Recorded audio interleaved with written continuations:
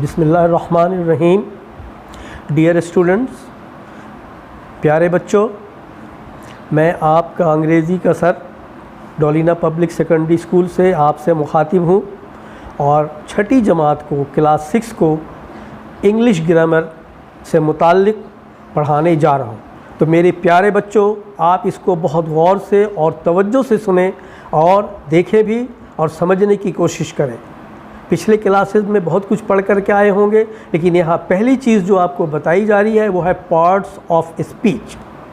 Speech से मुराद है तकरीर के और पार्ट्स के माने हिस्से, लेकिन यहाँ कोई तकरीर नहीं है। अंग्रेज़ी ग्रामर में पार्ट्स ऑफ स्पीच से मुराद ये है कि अंग्रेज़ी का एक जुमला जो अदा किया जाता है उसमें जो मुख्तलिफ़ हिस्से हैं उन्हें पार्ट्स ऑफ स्पीच कहते हैं। Now in English, what ever in an English sentence is written, the different parts of that sentence is known as parts of speech. For example, I am a student.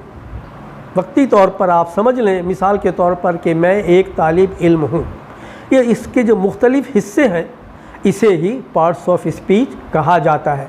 And in an English sentence there comes 8 parts of speech. और अंग्रेज़ी के एक जुमले में 8 parts of speech है।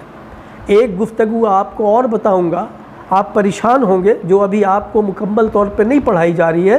ठीक, वो चीज़ है कि पार्ट्स ऑफ स्पीच में आप देखेंगे कि उसमें ए का इस्तेमाल, एन का इस्तेमाल, दा का इस्तेमाल भी होता है, लेकिन इसका ताल्लुक़ पार्ट्स ऑफ स्पीच के हिस्से से नहीं है, बल्कि ये डिमॉन्स्ट्रेटिव एडजेक्टिव कहलाते हैं और सही मानों में ये आर्टिकल है। तो अभी इसके ऊपर गुफ्तगू नहीं करूँगा, आप जो आगे क्लास में जाएंगे आपको तमाम बातें मालूम होती जाएंगी। तो पार्ट्स ऑफ स्पीच को अच्छी तरह से समझ लें कि अंग्रेज़ी जुमले में लिखा गया जो मुख्तलिफ़ हिस्सा है उसका नाम पार्ट्स ऑफ स्पीच है। In an English sentence, whatever the different parts are known as parts of speech, and it has 8 kinds, और इसकी 8 अक़साम है। बेटे, पहले किस्म का नाम है नाउन, दूसरा है प्रोनाउन, तीसरा है एडजेक्टिव, चौथा है वर्ब, पांचवा है एडवर्ब, छठा प्रीपोजिशन, सातवां कंजक्शन, आठवां इंटरजेक्शन। अब आपको हर एक से मुताल्लिक अलग अलग बताऊंगा। Noun, what is noun? Noun क्या है? नाउन से मुराद है किसी किस्म का नाम, किसी चीज़ के नाम, किसी जगह के नाम, किसी भी जानदार, किसी भी गैर जानदार चीज़ का नाम। Noun is the name of any person, place और थिंग।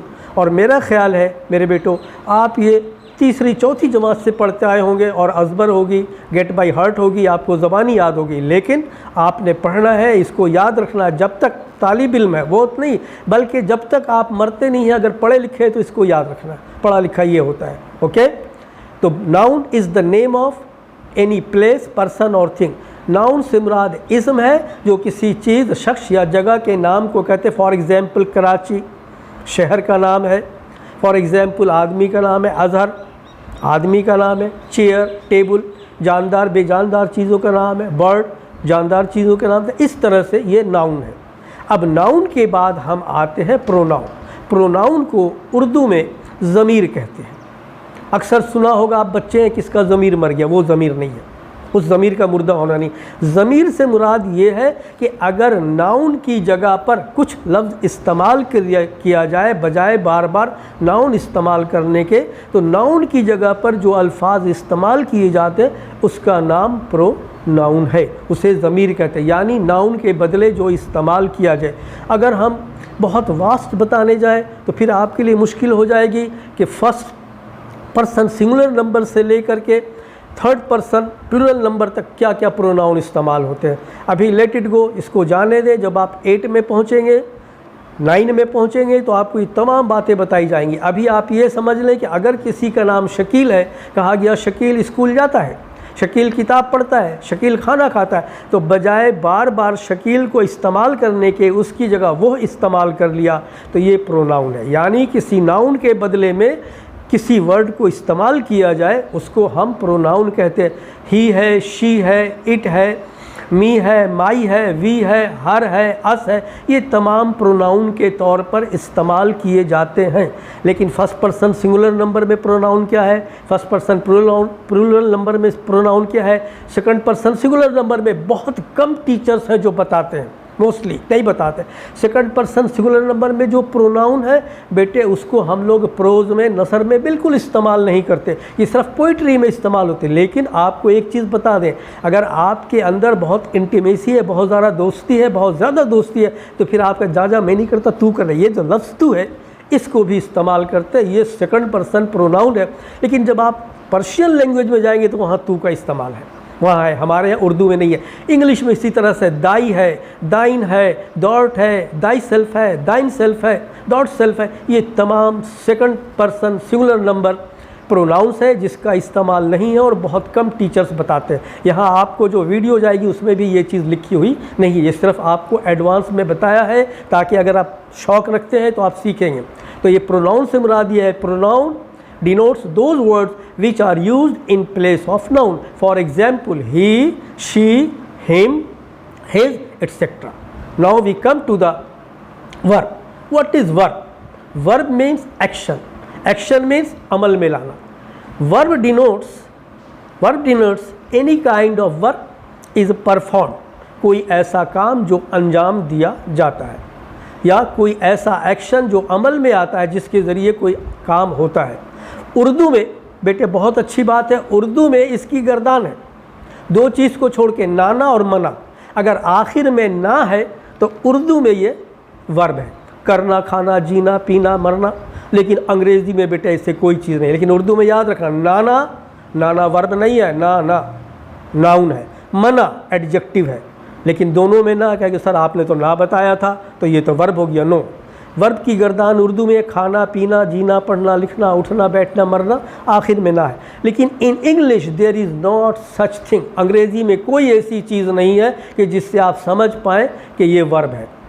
लेकिन वर्ब के लिए एक चीज़ आसान है कि वर्ब से पहले अगर कहीं लिखा होता तो साथ टू इस्तेमाल कर लेते हैं, तो आप समझ में आ जाता है कि ये वर्ब है। बहरहाल verb is any kind of action which is being perform or which is being done recently or pastly. Verb ऐसा भी हो सकता है कि मुस्तकबिल में भी अंजाम दिया जा सकता है काम, हाजिर में भी हो सकता है, माजी में भी हो सकता है। But now you will only learn verb. What is verb? आप सिर्फ ये सीखेंगे वर्ब क्या है। Verb is the action work or verb is या verb shows that kind of work that is being done or perform, that is known as verb. Okay, अब verb के बाद एडजेक्टिव बताइए। नो, एडजेक्टिव बेटे, adjective सुने, adjective से मुराद क्या है? एडजेक्टिव उर्दू में सिफ्त को कहते हैं, किसी चीज़ की सिफ्त, खासियत।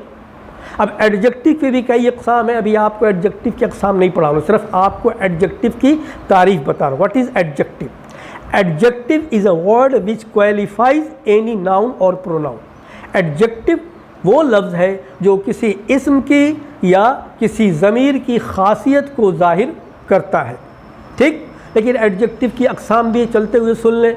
Adjective of number, adjective of quality, adjective of quantity, demonstrative adjective, let it go. अभी इसको छोड़ दें, अभी आपने इतने वास्ट नहीं जाना, आप सिर्फ एडजेक्टिव समझ लें। एडजेक्टिव क्या है? एडजेक्टिव वो लफ्ज़ है जो किसी इस्म की या किसी ज़मीर की खासियत को ज़ाहिर करते हैं। For example, the rose is red, गुलाब का फूल लाल है।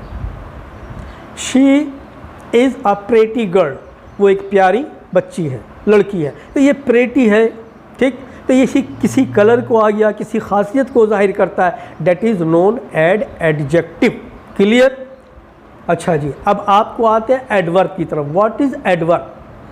Adverb are those words which are used except to qualify any noun और प्रोनाउन। एडवर्ब वो अल्फाज हैं अंग्रेज़ी में जो सिवाय किसी नाउन या प्रोनाउन के इसका साथ नहीं देते और किसी चीज़ की वजाहत को बताते हैं। किसी भी चीज़ को, कोई एडजेक्टिव है उसकी वजाहत कर देते हैं या कोई नाउन उसकी वजाहत कर देते हैं। For example, I right clearly, मैं बहुत वाज़ेह तौर पर लिखता हूँ। वर्ब है राइट, क्लियरली जो है ये है आपकी एडवर्ब। शी स्पीक्स फ्लुएंटली, ठीक।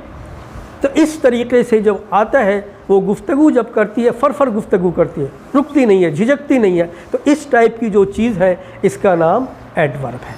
क्लियर। अब इसके बाद आपकी तरफ आते हैं प्रीपोजिशन।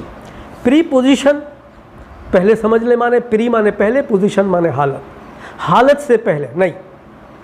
वर्ब मसला प्रीपोजिशन हालत से पहले नहीं, बल्कि प्रीपोजिशन अंग्रेज़ी के वो अल्फाज हैं जो किसी भी नाउन या प्रोनाउन को, उसकी रिलेशनशिप को, उसकी जो आपस में रिलेशनशिप है, उसका जो ताल्लुक़ है, इसको डिनोट करता है। इसको डिनोट करने के लिए है कि किस तरीके से ये चीज़ ज़ाहिर होती है, इसको ये ज़ाहिर करता है।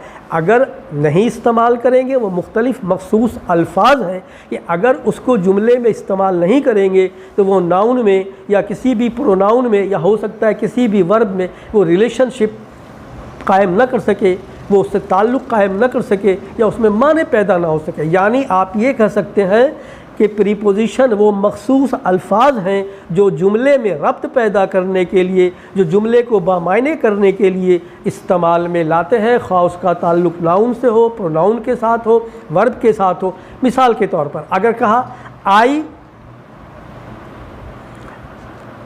हैव अ बुक हैंड, अब कोई माने नहीं है। आई हैव अ बुक हैंड कोई माने नहीं बनता, जुमला तसलसल ही नहीं है, जुमले में रब्त नहीं है, जुमला लेकिन अगर इसमें आपने इन लगा दी, I have a book in hand, मेरे हाथ में किताब है। अब ये में जो है ये आपको जुमले में रब्त पैदा कर रहे हैं, जुमले के अंदर दुरुस्तगी आ रही है। ठीक, तो इस तरीके के बहुत सारे तकरीबन 36 वर्ड्स हैं इंग्लिश में, जो आगे चलकर इंशाअल्लाहुल अज़ीज़ ज़िंदगी बखैर आपको पढ़ाते रहें तो इंशाअल्लाह आगे बताएंगे कि वो 36 कौन कौन से हैं।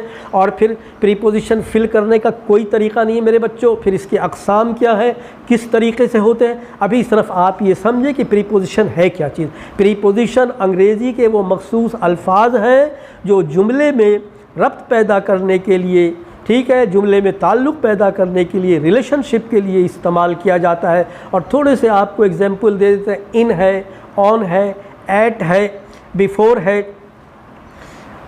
ये तमाम चीज़ें जो हैं इस तरह के जो अल्फाज हैं, ऑफ है, इस तरीके, ड्यूरिंग है, विद इन है, आउट है, तो इस थ्रो है, इस तरीके के जो अल्फाज हैं वो तकरीबन 36 है इंग्लिश में जो बतौर प्रीपोजिशन इस्तेमाल किए जाते हैं। तो आप छोटे छोटे अभी सीखिए, छोटी क्लासेस हैं, तो ये प्रीपोजिशन आपकी। और प्रीपोजिशन के बाद हम आएंगे आपको कंजंक्शन। कंजंक्शन से मुराद होता है कंजुगेट, कंजक्ट करना, मिला देना किसी जो अंग्रेज़ी में